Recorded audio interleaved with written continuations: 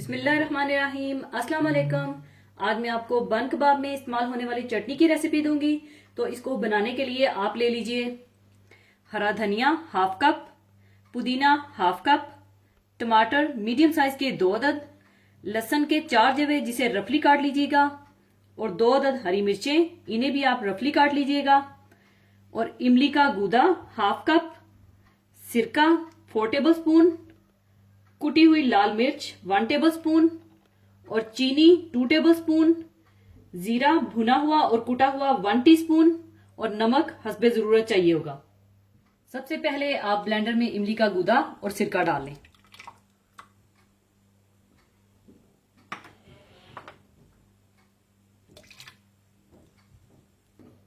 इसमें आप टमाटर डाल दें,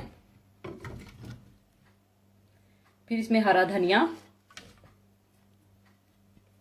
पुदीना, हरी मिर्चें और लहसुन डाल दें, कुटी हुई लाल मिर्च, भुना कुटा जीरा, चीनी और नमक डालकर अच्छी तरह से ब्लेंड कर लें।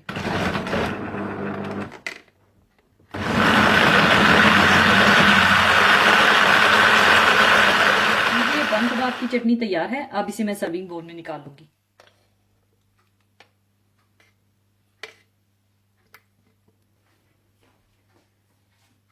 आप इसे सिर्फ बन कबाब के लिए ही नहीं बल्कि जब चाहें किसी भी खाने के साथ बनाकर सर्व कर सकते हैं। जरूर बनाइएगा। और जाने से पहले एक हदीसे पाक शेयर करना चाहूंगी। हदीसे पाक इस तरह से है। हजरत नौमान बिन बशीर रजी अल्लाह अन्हु से रवायत है कि नबी करीम सल्लल्लाहु अलैहि वसल्लम ने फरमाया, अल्लाह की हदूद पर कायम रहने वाले फरमाबरदार और उसमें मुब्तला होने वाले नाफरमान की मिसाल इन लोगों की सी है जिन्होंने एक कश्ती के सिलसिले में कुरान अंदाजी की, जिसके नतीजे में बाज लोगों को कश्ती का ऊपर वाला हिस्सा मिला और बाज को निचला हिस्सा मिला। जो लोग नीचे थे इन्हें पानी के लिए ऊपर जाना पड़ता। उन्होंने सोचा कि क्यों ना हम अपने ही हिस्से में सुराख कर लें ताकि ऊपर वालों को तकलीफ ना हो। अब अगर ऊपर वाले नीचे वालों को मनमानी करने दें तो सब कश्ती वाले हलाक हो जाएं, और अगर इनको रोक लें तो सबके सब बच जाएं। इस हदीस शरीफ में एक ऐसी मिसाल के जरिए अमर बिल मारूफ व नही अनिल मुनकर की अहमियत को उजागर किया गया है कि इंतहाई कम समझ का आदमी भी इसको समझ सकता है।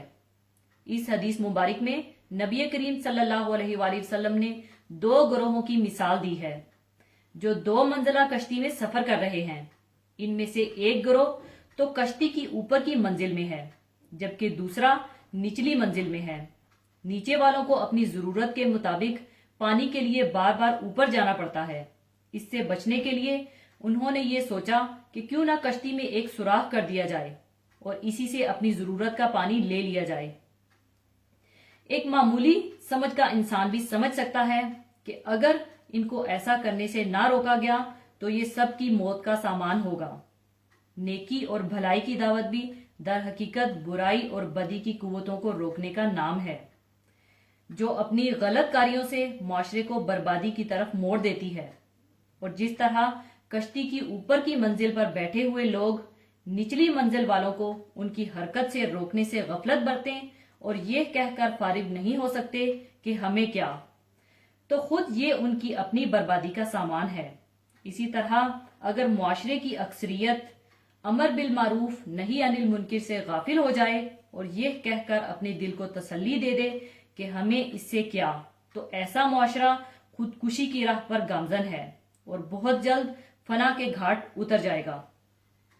इसी तरह अगर इस कश्ती के समझदार मुसाफिर इस बात का इंतजार करेंगे कि जिस वक्त ये नासमझ कुछ करेंगे इस वक्त देखा जाएगा, अभी तो सफर का लुत्फ उठाओ, और उस वक्त से पहले हरकत में ना आएंगे तो इसका नतीजा भी सवाई बर्बादी के और क्या होगा।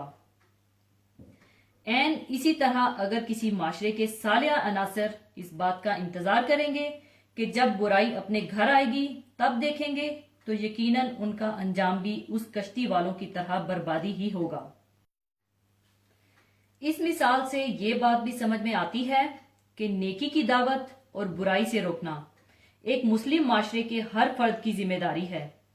जिस तरह उस कश्ती के तमाम बाकी मुसाफिर उन चंद नादानों को रोकने के लिए तन मन की बाजी लगा देंगे, इसी तरह हम में से हर शख्स को इस काम को अपनी जिम्मेदारी समझकर करना जरूरी है और इस सिलसिले में जो कुछ हो सकता है उससे दरगुजर नहीं करना चाहिए, चाहे वो किसी छोटी सी नेकी की दावत हो या किसी मामूली बुराई से रोकना। इसलिए कि बाज़ औक़ात यही मामूली काम किसी बहुत बड़े नतीजा का पेशखैमा बन जाते हैं।